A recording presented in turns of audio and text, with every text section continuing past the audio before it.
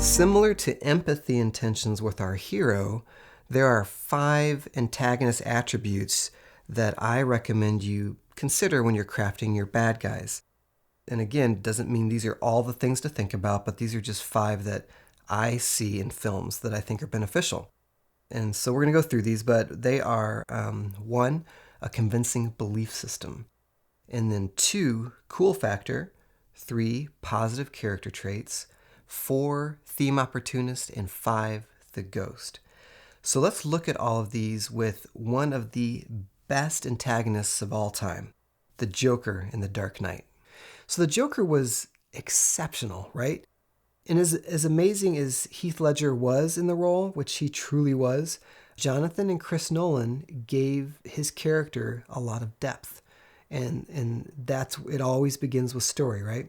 So 1, a convincing belief system. The Joker was an agent of chaos. Why? Because he believed the lie that society was false. The Joker believed deep down that people were animals and that would eat each other given the opportunity. And so he was going to prove that. In fact, his belief system about society was articulated so well, we almost buy it at times. Why? Because there is an element of truth to what he's saying. Society can be brutal. People do stab you in the back. Can you really trust anyone? When push comes to shove, do people turn on each other? And that's what makes a convincing lie, when there's some element of truth to it, some element of truth to the argument. So if you give your antagonist a convincing belief system, you'll add a lot of depth to their character. Plus, this makes things much harder for your hero and richer for your audience. Everything the Joker did was to prove his point about society. He believed a lie, and that belief justified the violence in his mind. Cool factor. Remember when the Joker calls out the guy on the TV and says that he's a screamer? You kind of like that, right? Well, why? Because they'd already used cool factor to help us like the Joker. We didn't respect the guy on the TV, didn't have any reason to. But the Joker, he pulled off this amazing heist at the beginning of the movie. He was confident. He wasn't controlled by anyone. He was very intelligent, very daring. So these things worked the way the filmmakers wanted them to work to help us like that antagonist over the other villains in the story. This can be similar to the not as bad empathy intention when talking about our hero.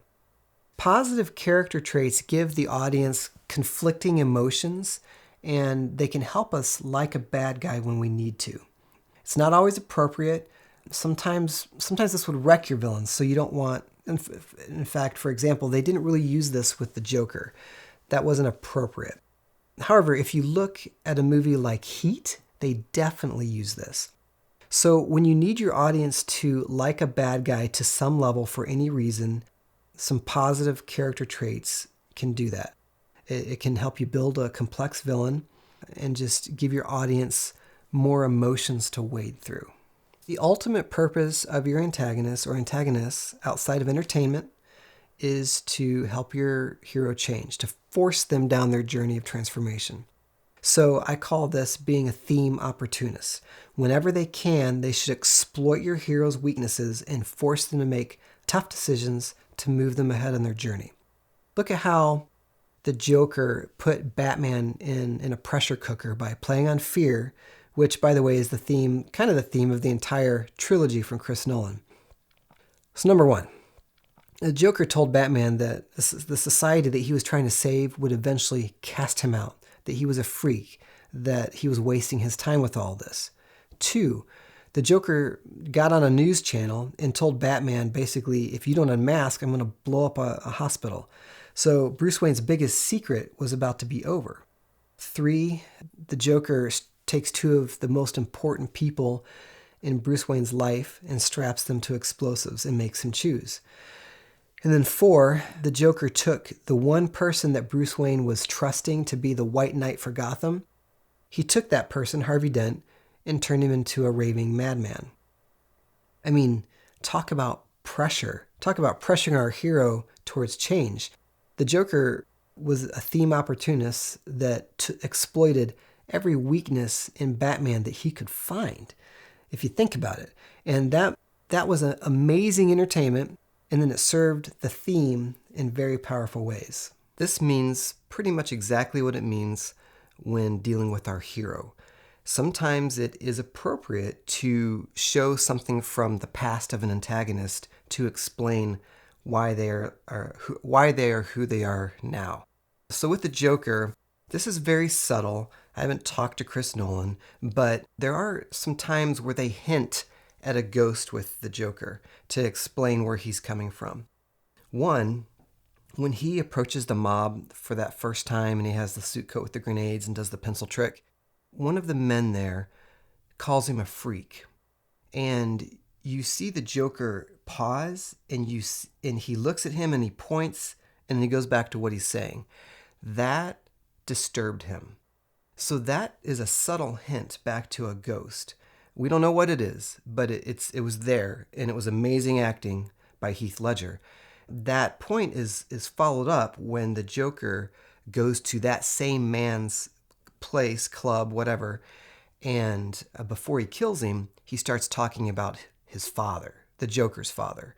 And we don't know if the Joker just makes stuff up for a certain situation or what, but the fact that it was that same man that called him a freak that he went into father details with hints at a ghost.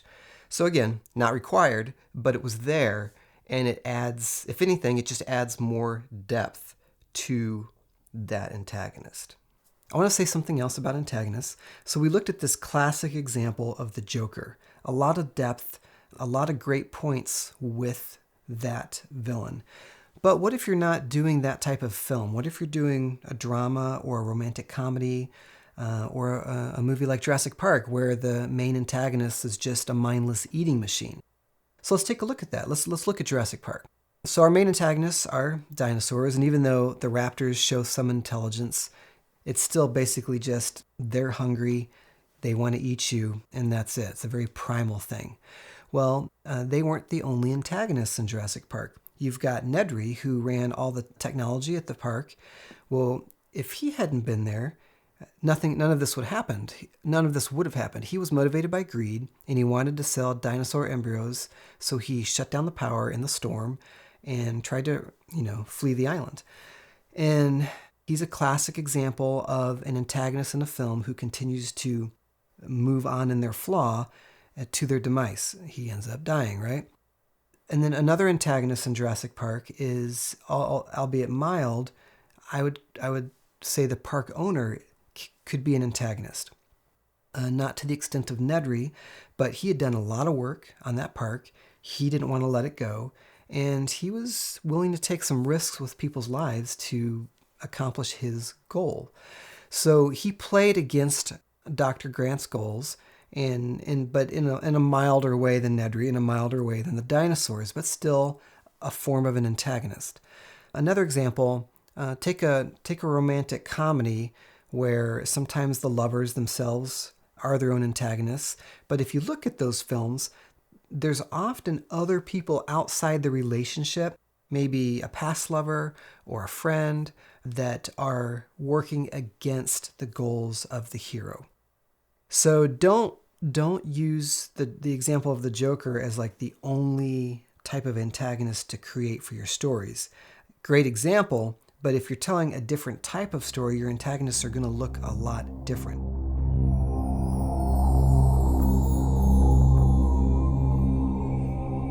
My antagonist for Reckoning is an outlaw that Rose Lawson thought she had already killed. So she thinks the worst is behind her. At the beginning of the film, she finds out this guy's still alive, and she knows he's going to come after her. So let's look at the antagonist attributes and see which ones I used for crafting this villain.